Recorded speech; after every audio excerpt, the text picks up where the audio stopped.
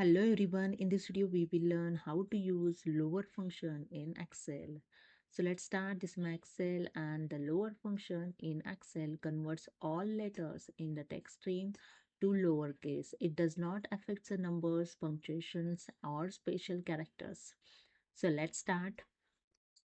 So here the text is happy man. So here I'm going to use the lower function is equal to lower and select the text, bracket closed and enter. That's it. All the text, all the letters is converted to the lowercase. Okay. So not affect the numbers. Suppose I enter here the some numbers. It's not affect the number. Only the letter will convert it in lowercase. Suppose I add here the double quote.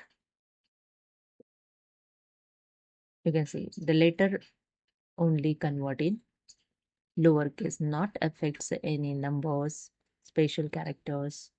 Okay. So hope you understood. If you like this video, please subscribe. Thank you so much.